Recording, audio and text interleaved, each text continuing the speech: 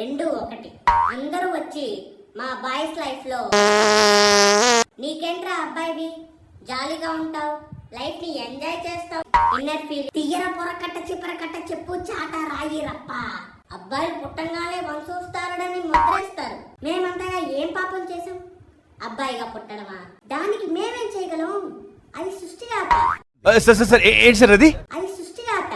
ఫ్యామిలీతో కలిసి మార్కెట్కి వెళ్తే అబ్బాయిలు అంటే మేము, అక్కడ ఉన్నవన్నీ మేమే చేయాలి, అన్నీ మేమే మోయాలి. కానీ తోబుట్టువులు అక్క చెల్లెలు ఒక కర్చీఫ్ పట్టుకొని స్టైల్గా వాకింగ్ చేసుకొని వస్తారు. బస్ స్టాప్ లో లేడీస్ ఉంటే బస్సు స్టాప్ చేసి మరీ ఎక్కించుకొని వాళ్ళకి ఫ్రీ చార్జెస్ కూడా అప్లై చేస్తారు. అదే బాయ్స్ ఉన్నారంటే స్లో చేస్తారే తప్ప వాళ్ళు ఎక్కారా లేదా అని చూడరు. కానీ మేము ఆ బస్ని చేసి మరీ ఎక్కాలి.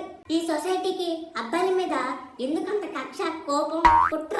కట్టం అడిగితే గాడిదంటారు. కానీ అమ్మాయి వాళ్ళు గవర్నమెంట్ జాబ్ ఉండాలి, 1,00,000 రూపాయలు సంపాదించాలి, ఓన్ హౌస్ ఉండాలి. తను మంత్లీ శాలరీ నాకు తెచ్చివ్వాలి, నన్ను షాపింగ్కి తీసుకువెళ్ళాలి, నేను చెప్పిన పనులన్నీ చేయాలి, ఇంకా నా మాటకి ఎదురు చెప్పకూడదు. నాకు భయం అవుతుందిరా. ఇంటి పనులు కూడా సాయం ఉండాలి. బేసిక్గా నాకు వంట రాదు. సో వంట పనులన్నీ తనే చేయాలి. 10 lakhs per month. Sorry 10 lakhs per month.